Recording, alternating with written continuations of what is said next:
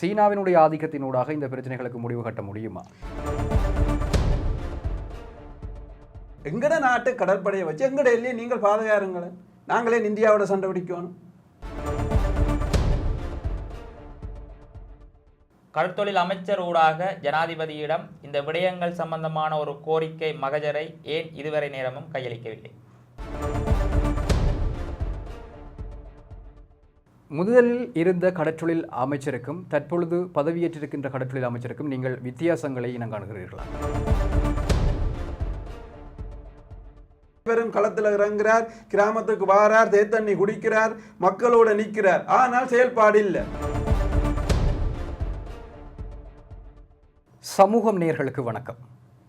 எப்பொழுதும் வடகிழக்கு இலங்கையை பொறுத்தவரையில் தீராத ஒரு பிரச்சனையாக இருந்து கொண்டிருப்பது இந்த கடற்றொழிலாளர்களினுடைய அந்த வாழ்வாதாரத்தை பொறுத்தவரையில் அவர்களுடைய தீர்க்கப்பட முடியாத பிரச்சனையாக தொடர்ச்சியாக வரலாறு முழுவதும் நின்று கொண்டிருக்கின்ற பிரச்சனை இந்த கடற்றொழிலாளர்களினுடைய வாழ்வாதாரத்தோடு சம்பந்தப்பட்ட அரசியல் பிரச்சனைகள். இப்பொழுது புதியதொரு கடற்றொழில் அமைச்சர் பதவியை ஏற்றிருக்கின்றார். புதிய அரசாங்கம் இலங்கையிலே பதவியை ஏற்றிருக்கின்றது. ஆகவே இந்த சமகால விடயங்கள் தொடர்பாக மீனவர்களினுடைய இந்த பிரச்சனைகள் தொடர்பாக விவாதிப்பதற்காக எங்களோடு இன்றைய தினம் இணைந்திருக்கின்றார்கள் வடக்கு மாகாண கடற்றொழிலாளர் இணைய ஊடக பேச்சாளர் திரு அன்னலிங்கம் அன்னராசா மற்றும் வடமராட்சி வடக்கு கடற்றொழிலாளர் சமாசத்தினுடைய உபதலைவர் நாகராசா வர்ணகுலசிங்கம் ஆகியோர். வணக்கம். தற்பொழுது புதிய ஒரு அரசாங்கம் பதவியேற்றிருக்கின்றது. உங்களுக்கு தெரியும், கடற்றொழில் அமைச்சராக சந்திரசேகர் அவர்கள் பதவியேற்றிருக்கின்றார். திரு அன்னராசா அவர்களே, முதலில் இருந்த கடற்றொழில் அமைச்சருக்கும் தற்பொழுது பதவியேற்றிருக்கின்ற கடற்றொழில் அமைச்சருக்கும் நீங்கள் வித்தியாசங்களை இனங்காணுகிறீர்களா? அவருடைய நடைமுறைகள் எப்படி இருக்கிறது? எங்களை பொறுத்தளவிலே, வடக்கு கடற்தொழிலாளர்களை பொறுத்தளவிலே, வடக்கு கடற்தொழிலாளர்களுடைய அல்லது இலங்கை இந்திய மீனவர்களுடைய பிரச்சினை தொடர்பாக இலங்கை அரசாங்கம் ஒரு மாற்றான் தாய் மனப்பான்மையோடு அல்லது இது வடக்கு மக்களுக்குரிய பிரச்சனை அல்லது வடக்கு மீனவர்களுடைய பிரச்சனை என்ற ஒரு பார்வையில் தான் செயல்படுதுன்றது எங்களுடைய எதிர்பார்ப்பு. ஆனால் இப்போ இருக்கிற அமைச்சரும் வாயால் கதை சொல்லி கொண்டு நிற்கிறாரே ஒழிய செயல்பாடு இல்லை. இந்த செயல்பாட்டில் இந்த அளவுக்கு திருப்தி அடைவோம் என்று நாங்கள் எதிர்பார்க்க இல்லை. ஏன்னா அது மிக ஒரு கடினமான பணியை இவர்கள் ஊடகத்துக்கு மட்டும் அதை அறிஞ்சு கொண்டிருக்கிறது. அல்லது புதிதாக வந்த ஜனாதிபதியும் சரி, கடற்தொழில் அமைச்சரும் சரி, இது வடக்கு மாகாண மக்களுடைய வாழ்வாதாரம் சார்ந்த பிரச்சனை, கடல் வளம் சூழல் சார்ந்த பிரச்சனை. இந்த பிரச்சனையை பாதிக்கப்பட்ட தரப்போடு அல்லது பாதிக்கப்பட்ட மக்களோடு எங்களுடைய ஆறுதலுக்கு கூட கடற்தொழில் அமைச்சும் ஜனாதிபதியும் இந்திய மீனவருடைய பிரச்சனை தொடர்பாக வெளிப்படையாக இன்று வரையும் பேச இல்லை. அப்போ இவர்கள் தங்களுக்கு தெரியும் என்று கடந்த காலங்களில் அரசாங்க கொள்கைகள் எப்படி இருந்ததோ அந்த கொள்கையின்படி தான் பயணிக்கப் போகிறார்கள் என்ற நிலப்பாடு தான் எங்களுக்கு இருக்குது. எங்களுடைய பாதிப்பாகத்தான் குறித்த 1-2 வருடங்களுக்கு தொடரும் என்ற ஒரு எண்ணப்பாடு எங்களிடம் இருக்குது. ஆனால் கடற்றொழில் அமைச்சர் கடந்த மாதம் மீனவ சங்க பிரதிநிதிகளை சந்தித்திருக்கின்றார். இந்த வெள்ள பிரச்சனைகளுக்குள்ளெல்லாம் களத்தில் இறங்கி மீனவ குடும்பங்களை சந்தித்திருக்கின்றார். படிப்படியாக பிரச்சனைகளை தீர்ப்போம் என்று கூறியிருக்கின்றார். ஒரு புது நம்பிக்கை மீனவர்கள் மத்தியில் பிறந்திருப்பது போல தெரிகிறது. மீனவர் மத்தியில் ஒரு புது நம்பிக்கை, ஒரு புது மாற்றம் ஒன்று எதிர்பார்த்த சமூகமாகத்தான் மீனவ சமூகம் இந்த NPP என்ற தேசிய மக்கள் சக்திக்கு வாக்களிச்சினாங்க. ஆனால் அந்த அரசாங்கம் பொறுப்பெடுத்து குறிப்பிட்ட காலத்திலேயே அந்த நம்பிக்கை ஈனம் படிப்படியாக குறைய ஆரம்பிச்சிருக்கு. ஏனென்று கேட்டால், எந்த அரசாங்கம் வந்தாலும் பாராளுமன்றத்திலே உருவாக்கப்பட்ட சட்டங்கள், அதாவது 2017ஆம் ஆண்டு 11ஆம் இலக்க சட்டம் அல்லது 96ஆம் ஆண்டு 2ஆம் இலக்க சட்டம், இந்த சட்டங்களை நடைமுறைப்படுத்துவதற்கு ஏன் கால அவகாசம் தேவை? பிழையண்டு பாராளுமன்றத்தில் சட்டமாக்கி நிரூபிக்கப்பட்டு வர்த்தக மானியில் வெளியிடப்பட்டு பல வருடங்களாக வழக்கு கடற்தொழில் சமூகம் அதை வலியுறுத்தி வந்த போதும் கூட கடந்த காலத்தில் இருந்த கடற்தொழில் அமைச்சர் அதை செய்யாமல் ஏதோ ஒரு மர்மமான முறையில் அதை அங்கீகரித்து வந்தவர். இவர் அதை நடைமுறைப்படுத்துறதுக்கு இவருக்கு எத்தனை மாதம் கால அவகாசம் வேணும்? பாராளுமன்றத்தில் கொண்டு வந்த சட்டத்தை நடைமுறைப்படுத்துறதுக்கு கால அவகாசம் வேணும் என்றால் வடக்கு மீனவர்களுடைய புறையோடி போயிருக்கின்ற இந்திய மீனவர்களுடைய பிரச்சனையை தீர்ப்பதற்கு எவ்வளவு கால அவகாசம் வேணும்? இவரும் வெறுமனவே கடந்த கால அமைச்சரும் இதையே தான் செய்தார். வேட்டியம் அடிச்சு கட்டி கொண்டு கரையில் இறங்கி மக்களோட கலைக்கிறேன், மக்களுக்கு அது செய்கிறேன் என்று மக்கள் எப்படி அந்த தேர்தலில் நம்பிக்கை அந்த அவர் செய்த ஏமாற்று வேலைகளுக்கு வாக்களித்தார்களோ அதே போன்றுதான் இவரும் களத்தில் இறங்குகிறார், கிராமத்துக்கு வாரார், தேத்தண்ணி குடிக்கிறார், மக்களோட நிற்கிறார். ஆனால் செயல்பாடு இல்லை. இந்த புதிய அரசாங்கம் இந்தியாவுக்கு முதலாக ஜனாதிபதி உட்பட்ட அமைச்சர்கள் செல்ல இருக்கிறார்கள். சில அமைச்சர்கள் இந்த விடயத்திலே கடற்தொழில் சம்பந்தமான பிரச்சனையை ஜனாதிபதி நினைத்தால் ஒரு தீர்வை கொண்டு வரலாம். இந்திய அரசாங்கத்தோடு கதைக்கின்ற பொழுது இந்த பிரச்சனை, இந்த பயணம் என்பது யார் எல்லோருக்குமே ஊடகங்கள் மூலமாக வெளிப்படுத்தப்பட்ட உண்மை. இதிலே நீங்கள் கடற்தொழில் அமைச்சர் ஊடாக ஜனாதிபதியிடம் இந்த விடயங்கள் சம்பந்தமான ஒரு கோரிக்கை மகஜரை ஏன் இதுவரை நேரமும் கையளிக்கவில்லை?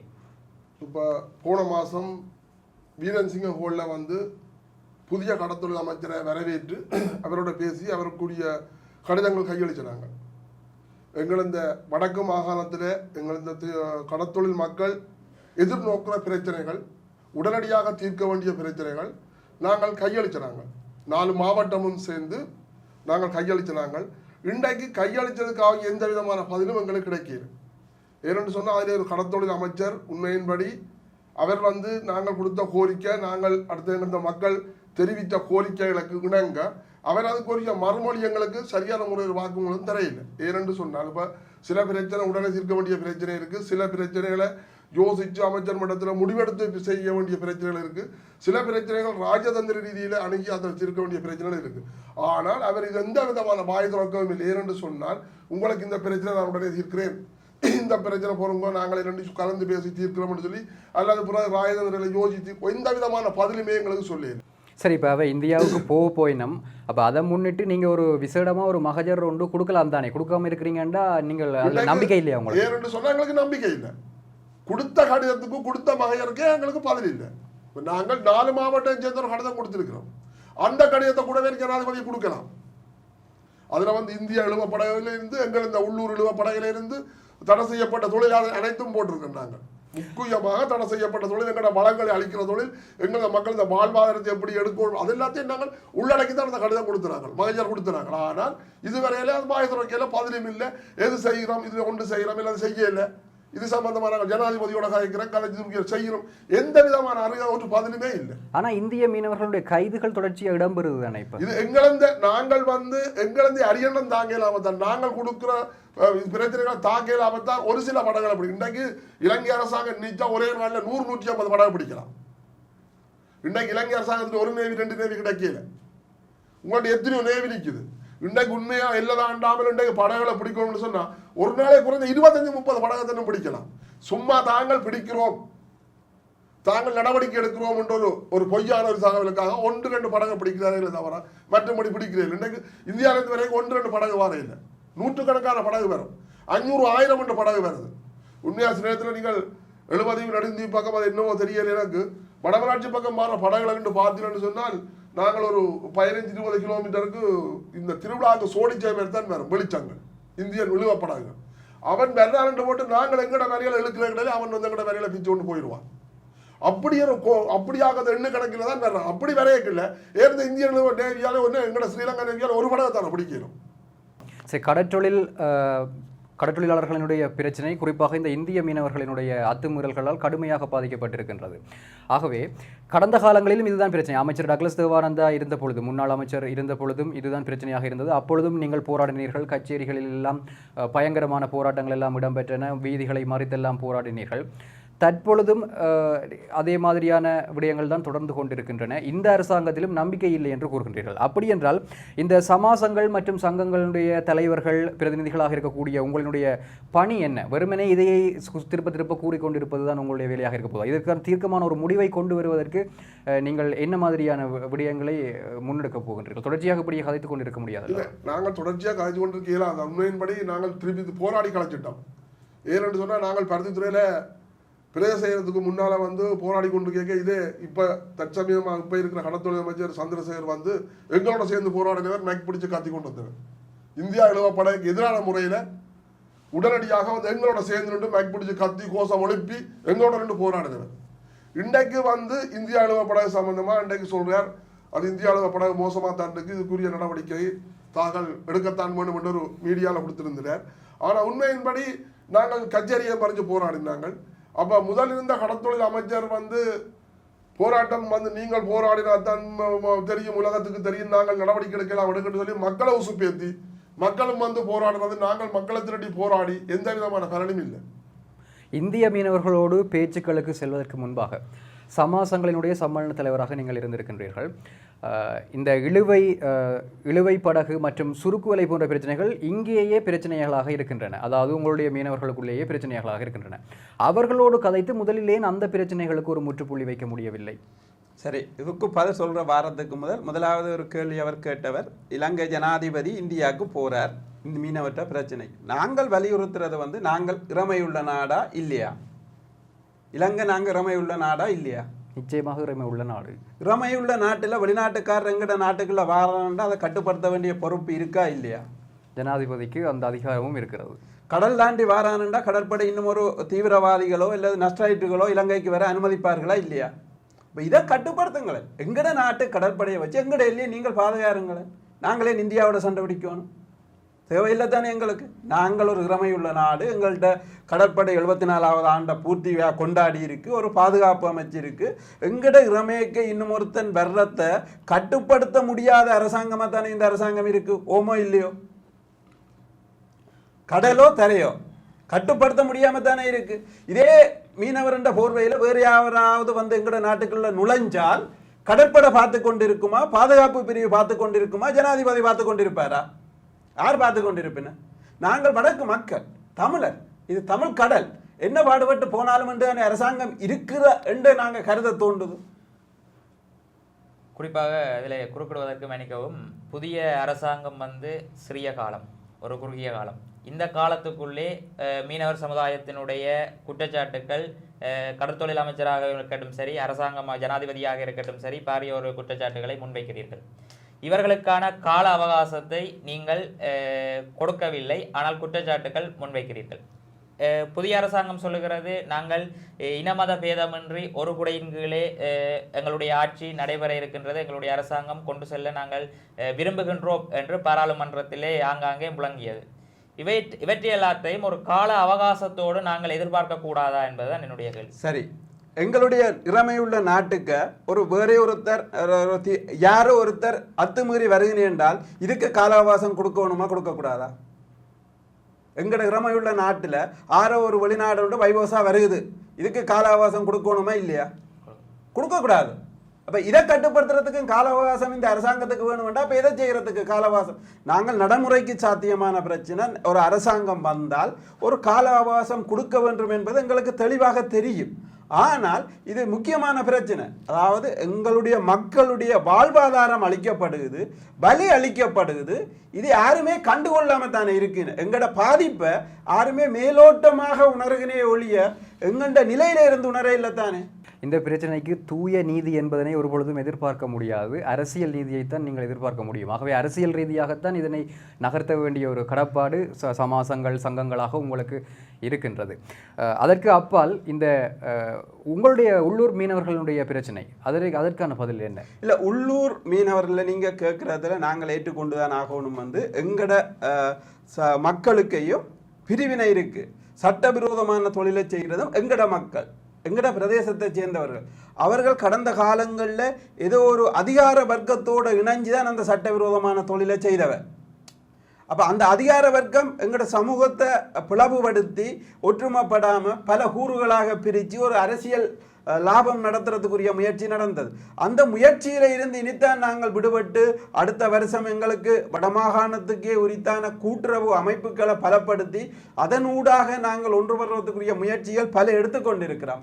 அது எப்படியும் தை மாதத்துக்குள் இது பெரும்பாலான பிரச்சனை அந்த சமூகங்களோட ஒற்றுமையை நாங்கள் உருவாக்குவோம் என்று ஒரு எதிர்பார்க்கிறோம். ஏன்னா கடந்த காலத்தில் நீங்கள் பார்த்தீங்கன்னா கிராமிய அமைப்புகள் கூட்டுறவு சங்கங்கள் அல்லது இணையங்கள் என்று பலவாறாக பிரியப்பட்டு எங்களோட குரல் வந்து செவிசாய்க்க முடியாத சந்தர்ப்பங்களும் இருந்தது. மீனவர் என்றா இப்படித்தான், அவர் என்ற சொல்றார், இவர் என்ற சொல்றார் என்ற ஒரு காலம் கடந்த காலத்தில் இருந்தது. மற்றது எங்கட கடலை அழிக்கிறதும் எங்கட மீனவர் தான். அவை தங்களோட வறுமையோ அல்லது எங்களுக்கு செல்வாக்கு இருக்கு எங்களை ஒன்றும் செய்யலாதோ என்ற ஒரு சட்டவிரோதமான தொழிலை தான் செய்து வந்தவர்.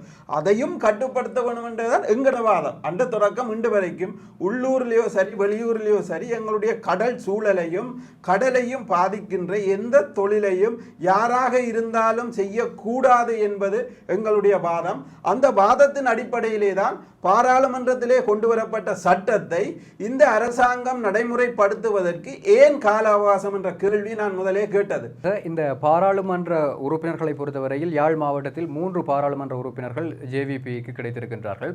சீன தூதுவர் அண்மையில் கூறியிருந்தார், இனிமேல் இந்த அரசாங்கம் தேசிய மக்கள் சக்தி அரசாங்கமானது தமிழர்களினுடைய ஒட்டுமொத்த ஆதரவையும் பெற்றிருக்கின்றது, அவர்களுக்கு ஊடாக மீனவர்களுடைய பிரச்சனைகளுக்கான தீர்வுகள் வழங்கப்படும். ஆகவே இந்த சீன தூதுவரினுடைய இந்த அணுகுமுறையை நீங்கள் எப்படி பார்க்கின்றீர்கள்? சீன தூதுவரூடாக சீனாவினுடைய ஆதிக்கத்தினூடாக இந்த பிரச்சனைகளுக்கு முடிவு கட்ட முடியுமா? சீன தூதுவருடைய கருத்து ஒரு நாட்டின் தூதுவர், ஆனால் எங்கட நாட்டில் வந்து வடக்கில் வந்து எங்களுடைய மக்களுடைய பிரச்சனைக்கு மாற்றம் என்று கதைக்கிறது ஏற்றுக்கொள்ள முடியாத ஒரு விஷயம். ஏனென்று கேட்டால் அவர் இன்னும் ஒரு நாட்டின் தூதுவர், ஆனால் எங்களுடைய மக்கள் வாக்களித்தது வந்து இங்கே. ஆனால் இவர் வந்து சீன தூதுவற்ற கருத்து நாங்கள் ஒரு காலமும் ஏற்றுக்கொள்ள மாட்டோம், அவர்கள் எங்களுடைய மக்களுடைய பிரச்சனையிலே அல்லது இலங்கையில் வடக்கு மாகாணத்தில் யுத்தம் நடக்கின்ற போது மௌனம் காத்த சீன அரசாங்கம், எங்களுடைய போராட்டத்தின் போது கூட மௌனம் காத்த சீன அரசாங்கம் இப்போது வந்து முதலை கண்ணீர் வடிப்பது ஏற்றுக்கொள்ள முடியாத ஒரு விஷயம். அதே நேரம் எங்களுடைய இந்த நீங்கள் கேட்டது மாதிரி தேசிய மக்கள் சக்திக்கு 3 உறுப்பினர்கள் கிடைச்சிருக்கின்றால் இந்த கடற்றொழில் சமூகம் என்ற ரீதியில் நாங்கள் பல கோரிக்கைகளை முன்வைத்தும் இருந்த அரசாங்கங்களும் சரி பாராளுமன்ற உறுப்பினர்களும் சரி செவிசாய்க்க முடியாமல் போனத்தின் ஒரு எதிரொலியாகத்தான் இந்த என்பிபிக்கு வாக்களித்தார்கள். அதுவும் ஜனாதிபதி என்ற ஒரு நபரை நம்பித்தான் வாக்களித்தார்கள்.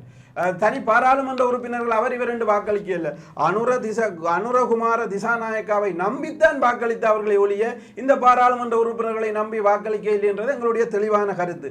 அதே நேரம் இந்த சமூகம் ஊடாக நாங்கள் இந்த இலங்கை இந்திய மீனவர்களுடைய பிரச்சனைக்கு அல்லது இந்தியா அரசாங்கத்துக்கு எதிரானவர்கள் நாங்கள் இல்லை, அல்லது தமிழ்நாட்டுக்கு எதிரானவர்கள் இல்லை, அல்லது தமிழ்நாட்டு மீனவர்களுக்கு எதிரானவர்கள் இல்லை. நாங்கள் வடக்கு கடற்றொழிலாளர்கள், நாங்கள் தாயும் பிள்ளையுமாக இருந்தாலும் வாயும் வயிறும் வேறு ஒரு தொப்புள் கொடி உறவாக வாழ வேணும், வாழலாம் என்ற எதிர்பார்ப்பிலே வடக்கு கடற்றொழில் சமூகம் இருக்கின்றது. ஆனால் இந்த பிரச்சனையை எங்களுடைய பெரும்பான்மையான ஆட்கள் அல்லது மேட்டுக்குடி மக்கள் இது இந்திய மீனவர்களுக்கும் இலங்கை மீனவர்களுக்கும் உரிய பிரச்சனை அல்லது நாங்கள் இந்தியாவுக்கு எதிரானவர்கள், இந்தியாவுக்கு எதிராகத்தான் இவர்கள் நடுக கதைக்கிறார்கள் என்ற ஒரு மாயையை தோற்ற நினைக்கின்றார்கள். நாங்கள் அந்த மாயைக்குள் வரவில்லை. எங்களுக்கு இந்தியா தொப்புள் கொடி உறவு, இந்தியாவோடு உறவு கொண்டாடணும். ஆனால் எங்களுடைய வளமும் வாழ்வாதாரத்தையும் அளிப்பதை நாங்கள் ஒரு நாளும் ஏற்றுக்கொள்ள இயலாது. அதே நேரம் இந்த சமூகம் ஊடாக தமிழ்நாட்டிலே இருக்கின்ற அரசியல் கட்சி தலைவர்கள், தமிழ்நாட்டை பிரதிநிதிப்படுத்துகின்ற அதிமுக தொடக்கம் ஆளுங்கட்சி தொடக்கம் அனைத்து அரசியல் கட்சிகளிடமும் வடக்கு மீனவ சமூகம் சார்பாக நாங்கள் ஒரு வேண்டுகோளை விடுகின்றோம். நீங்கள் தமிழ்நாட்டில் இருந்து தமிழ்நாட்டு மீனவர்களோடு சேர்ந்து இலங்கை அரசாங்கத்துக்கு எதிராகவோ இல்லை இலங்கை கடற்படைக்கு எதிராகவோ நீங்கள் அந்த மக்களை இணைத்து போராடுவதை நிறுத்திவிட்டு நீங்கள் வடமாகாணத்திற்கு வாருங்கோ. உங்களுடைய தொப்புள் கொடி உறவு, உங்களுடைய உறவுகள் இந்த அத்துமீறிய சட்டவிரோத தொழிலினால் அவர்கள் எவ்வகையான பாதிப்புகளை எதிர்கொண்டிருக்கின்றார்கள், கடல் எவ்வளவு பாதிக்கப்பட்டிருக்கிறது, அவருடைய வாழ்வாதாரம் எவ்வளவு பாதிக்கப்பட்டுகிறது, எங்களுடைய குடும்ப நிலைமையை வறுமையை வந்து நீங்கள் பார்த்துவிட்டு தமிழ்நாட்டுக்கு சென்று அதற்கு பின்பு நீங்கள் போராடுங்கள். நாங்கள் அத்தனை அரசியல் கட்சி தலைவர்களையும் வடக்கு மாகாணத்தை பிரதிநிதிப்படுத்துகின்ற கிளிநொச்சி, முல்லைத்தீவு, மன்னார், யாழ் மாவட்டம் சார்பாக 50,000 குடும்பங்களை பிரதிநிதிப்படுத்துகிற 2 லட்சம் மக்கள் சார்பாக தமிழ்நாட்டு அரசியல் கட்சி தலைவர்களை நீங்கள் வடமாகாணத்திற்கு வந்து 4 மாவட்ட கரையோரத்திலும் கடலிலும் நின்று மீனவர்களுடைய நிலையை பார்த்துவிட்டு நீங்கள் தமிழ்நாட்டில் நின்று பேசுங்கோ. வெறுமனவே இதை அரசியலுக்காமன்றி பேசி எங்களையும் எதிரியாக்கி அல்லது எங்களையும் தவறாக சித்தரிக்காமல், நாங்கள் வளத்தை பங்கிடுவதிலே எங்களுக்கு ஆட்சேபனை இல்லை. ஆனால் சட்டவிரோதமான உலகத்திலே தடை செய்யப்பட்ட தொழிலை நிறுத்தி நாங்களும் நீங்களும் மனிதாபிமானத்தோடு ஒற்றுமையாக வாழ்வதற்கு இந்த அரசியல் கட்சிகள் முயற்சி எடுக்க வேண்டும். பிறக்க இருக்கிற 2025ஆம் ஆண்டாவது வடக்கு அல்லது இலங்கை இந்திய மீனவர்களுடைய பிரச்சனைக்கு ஒரு சுமூகமான தீர்வு எட்டி நாங்கள் வாழ வழி சமைக்க தமிழ்நாட்டு அரசாங்கமும் அரசியல் கட்சிகளும் பாரத பிரதமரும் நடவடிக்கை எடுக்க வேண்டும். மனிதாபிமான அடிப்படையில் வெறுமனவே இந்த சட்டவிரோத தொழிலை நீங்கள் தொடர்ந்து செய்து கொண்டு வந்தால் ஒருபோதும் இந்த பிரச்சனைக்கு தீர்வு வராது. சட்டவிரோத தொழிலை ஒருபோதும் நாங்கள் இலங்கை கடலுக்குள் அனுமதிக்க மாட்டோம் என்ற செய்தியை நாங்கள் தெரிவிப்பதோடு தமிழ்நாட்டு அரசியல் கட்சி தலைவர்கள் மீண்டும் ஒரு முறை நீங்கள் வடக்குக்கு வாருங்கோ, எங்களுடைய மக்களோடு கலந்துரையாடி மக்களின் பிரச்சனையையும் பாதிப்பையும் நீங்கள் அறிய வேண்டும் என்ற எதிர்பார்ப்பு எங்களுக்கு இருக்கிறது. ஒரு விடயம் குறிப்பாக இந்த வடக்கு மாகாண ஆளுநருடைய நடவடிக்கை, இந்த மீனவர் சமுதாயம் சம்பந்தமாக வடக்கு மாகாண ஆளுநர் திருவாளர் வேதநாயகன் அவர்களுடைய நடவடிக்கை எப்படி இருக்கிறது? எங்களை பொறுத்தளவிலே அவர் ஒரு மாவட்ட அரசாங்க அதிபராக யாழ் மாவட்டத்தில் இருந்து கடமையாற்றிய காலத்திலும் கூட கடற்றொழில் சமூகம் ஒரு திருப்திகரமான செயல்பாட்டை பெற்றது. ஆனால் வடக்கு மாகாண ஆளுநராகவும் அவர் பொறுப்பேற்றதன் பிற்பாடும் எங்களுடைய சமூகத்தின் பிரச்சனைகள், நடைமுறை சார்ந்த பிரச்சனைகளை, பெரும்பான்மையான பிரச்சனையை ஆக்கபூர்வமாக தீர்க்கிறதுக்கு முயற்சி எடுத்திருக்கிறார். தொடர்ந்து கலந்துரையாடி கொண்டிருக்கிறோம். அந்த வகையிலே வடக்கு கடற்றொழில் சமூகத்தை பொறுத்தளவில் ஆளுநருடைய செயல்பாடு எங்களுக்கு திருப்தி அளிக்கிறது.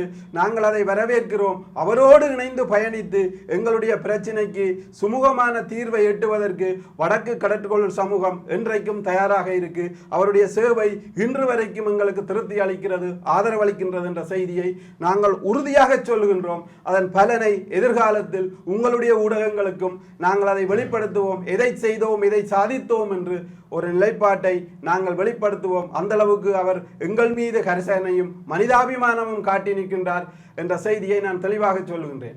சங்கங்கள் சமாசங்கள் ஒற்றுமை இல்லை எப்படி இருக்கிறேன்னு சொல்லி ஒரு கேள்வி கேட்டீங்க இல்லையானே. என்னென்று சொன்னால் நாங்கள் பலமாத்தாட்டு நாங்கள் எங்கள் இந்த சம்மேளனத்துக்கு கீழே 118 சங்கங்கள், சங்கத்துக்கு கீழே 11 சமாசம், அதில் உண்மையினுடைய 9 சமாசம் தான் இயங்கி கொண்டிருந்தது. 9 சமாசமும் சம்மேளனமும் ஒற்றுமையாகத்தான் நல்ல வலுவாகத்தான் நாங்கள் இயங்கி கொண்டிருந்தாங்க. நாங்கள் சம்மேளனத்தில் தலைவர் அன்னராசாமன் நாங்கள் உபதலைவராக இருக்கையில் உண்மையின்படி இந்த மக்களுக்கு நாங்கள் கணக்காக செய்திருக்கிறோம். சில நிறுவனங்கள்கிட்ட இருந்து தொழில் உபகரணங்கள் வேண்டி கொடுத்துருக்கிறோம், அடுத்த சாப்பாட்டு பொதியல் வேண்டி கொடுத்துருக்கோம், படகு இயந்திரங்கள் எல்லாம் வேண்டி நாங்கள் நிறுவனம் கொடுத்துருக்காங்க. நாங்கள் ஒரு நல்ல ஒரு உண்மையான நல்ல ஒரு கட்டுக்கோப்பான ஒரு அமைப்பாக இயங்கி கொண்டது. நாங்கள் இதை புதுசாக வந்த ஒரு கடத்தொழில் அமைச்சர், இதுக்கு முதல் வந்த கடத்தொழில் அமைச்சர் இந்த அட்டப்பண்ணை என்ற ரீதியில் அட்டப்பண்ணை போட ஒழிக்கிட்டார். அப்போ நாங்கள் சொன்னாங்க அட்டப்பண்ணைக்கு நாங்கள் எதிராளி இல்லை, அட்டப்பண்ணை மட்டுப்படுத்தப்படும், சிறு தொழிலாளிக்கு பாதிக்கப்படாமலும் அட்டப்பண்ணை சில இடங்களில் ஆய்வு செய்து ஆய்வின் ஊடாக அந்த அட்டப்பண்ணைகள் வழங்கப்படும் என்று சொல்லி அதுக்கு நாங்கள் எதிர்ப்பு தெரிவித்து வந்தாங்க. அதன் ஊடாக நாங்கள் சம்மேளனத்தில் இருந்தால் தங்களது இதுகளுக்கு இந்த அட்டப்பண்ணை போடுறதுக்கு தங்களால் உழைக்கலான்ற கட்டத்திலே எங்களை யாழ் மாவட்ட கூட்டுறவு உதவி பணிப்பாளர் ஏசி இருக்கிறார் தானே, கூட்டுறவுத்துறை எங்கள் ஏசி, அவர் ஊடாக எங்கள் இந்த சம்மேளனத்திலிருந்து எங்களை தூக்கப்பட்டது. உண்மையின்படி ஒரு அமைப்பை கலைக்கணும் என்னும் ஒரு புதிய அமைப்பை தெரியணும்னு சொன்னால் ஜனநாயக அடிப்படையில் அதில் 9 சமாசத்திலேயும் இருந்து 9 பேர் எடுத்து அந்த 9 பேரில் தான் நிர்வாகம் தெரியப்பட்டு நாங்கள் எங்களை விலத்தேகளை நாங்கள் அதில் பொறுப்புகளை ஒப்படைக்கணும். அங்கே சம்மேளனத்தில் இருக்கிற சகல பொறுப்புகளை ஒப்படைத்து தான் நாங்கள் வெளியேறணும். ஆனால் எங்களுக்கு ஒன்றுமே செய்யாமல் எங்களுக்கு நியமனம் போட்டுக்கொண்டு என்னதுன்னா புதிய ஒரு அமைப்பை தெரிவு செய்யலாத கட்டத்தில் நாங்கள் 2 முறை எங்களுக்கு 6 மாதம் நியமனம் போட்டு 3வது நியமனம் போடப்பட்டது 2023ஆம் மாதம் 23ஆம் ஆண்டு 1ஆம் மாதம் எங்களுக்கு நியமனத்துக்கு கையெழுத்து பண்ணி கொண்டு போன ஏசி இந்த கூட்டுறவு திணைக்களம் திடீரென்று 2013ஆம் ஆண்டு 2013ஆம் ஆண்டு 3ஆம் தேதி எங்களை வெளியேற்றியாச்சு. 2023 எங்களை வெளியேற்றி போட்டு கட்சி இந்திய ஆக்களைத்தான் ஏசி அதுக்குள்ள போட்டு இன்றைக்கு 2 வருஷம் சரியா, இன்றைக்கு வார ஜனவரி 3ஆம் தேதியோட 2 வருஷம். இன்றைக்கு அந்த சம்மேளனம் என்ன செய்து ஏது செய்துன்ற ஒன்றுமே தெரியாது. இந்த கடத்தொழில் மக்கள் எல்லாரையும் பிரித்து இந்த கட்சியோட சேர்ந்து கூட்டுறவு திணைக்களம் ஏசி உதவி பணிப்பாளர் ஏசி இந்த சங்கங்கள் எல்லாரையும் பிரித்து இன்றைக்கு சிதறி இன்றைக்கு எங்கட கட்டுக்கோப்பெல்லாம் பிரிஞ்சு போயிருக்கு. சங்கங்கள் சமாசங்களை உடைச்சது ஏசி கூட்டுறவு திணைக்களம். ஏன்னு சொன்னால் ஒரு கூட்டுறவு சங்கத்தின் கட்டுப்பாட்டை உடைச்சது கூட்டுறவு திணைக்களம். சமாசங்களினுடைய சம்மேளனம் கடந்த காலத்தில் எப்படி இயங்கி இருக்கின்றது, அதேவேளை தற்பொழுது என்ன நிலைமைகளில் காணப்படுகின்றது, உள்ளூர் மீனவர்களினுடைய பிரச்சனைகள் ஏன் தீர்க்கப்படாமல் இருக்கின்றது, இது போன்ற பல்வேறு விடயங்களுக்கு விடை இங்கே வழங்கப்பட்டிருக்கின்றது இந்த விவாதத்தினூடாக.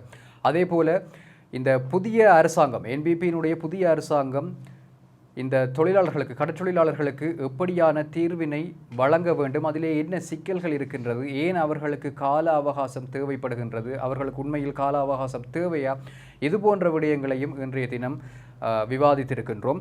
இதிலே இலங்கை அரசு என்பது இறையாண்மை மிக்க ஒரு அரசு. அதிகாரம் அந்த இறையாண்மையை பாதிக்கும் வகையிலாக இடம்பெறுகின்ற அனைத்து அத்துமீறல்களையும் கட்டுப்படுத்துகின்ற அதிகாரம் இலங்கையிடம் இருக்கின்றது. ஆகவே அதனை ஏன் நடைமுறைப்படுத்தாமல் இருக்கின்றீர்கள், சட்டத்தினூடாக அதற்கான இடம் இருந்தும் அந்த சட்டங்களை ஏன் நடைமுறைப்படுத்தாமல் இருக்கின்றீர்கள் என்கின்ற கேள்வியை இங்கே இந்த மீனவ சங்கங்களுடைய பிரதிநிதிகளாக இங்கே இவர்கள் எழுப்பியிருக்கின்றார்கள். ஆகவே இவ்வாறான விடயங்களை அமைச்சரும் கடற்றொழில் அமைச்சரும் ஜனாதிபதியும் கவனத்தில் எடுக்க வேண்டும். இந்தியாவிற்கு சென்று இது தொடர்பாக பேசுவதாக இருந்தால் இவ்வாறான விடயங்களை நிச்சயமாக கருத்தில் கொள்ள வேண்டும் என்பதனை நாங்கள் இங்கே வலியுறுத்தி கொண்டு இன்றைய தினம் இந்த விவாதத்தில் கலந்து கொண்டிருந்த வடக்கு மாகாண கடற்றொழிலாளர் இணைய ஊடக பேச்சாளர் அனலிங்க மன்னராசா அவர்களுக்கும் வடமராட்சி வடக்கு கடற்றொழிலாளர் சமாசத்தின் உபதலைவர் நாகராசா வர்ணகுலசிங்கம் ஆகியோருக்கும் எங்களுடைய மனமார்ந்த நன்றிகளை தெரிவித்துக் கொள்கின்றோம். வணக்கம். சமூகம் செய்தி. இது போன்ற செய்திகளை தெரிந்து கொள்ள சமூகம் நியூஸ் சேனலை சப்ஸ்கிரைப் செய்து அருகில் உள்ள பெல் பட்டனை கிளிக் செய்யுங்கள். மேலும் இது போன்ற செய்திகளை உடனுக்குடன் தெரிந்து கொள்ள சமூகமீடியா.com என்ற இணையதளத்தின் வாயிலாகவும் எங்களுடன் இணைந்திருங்கள்.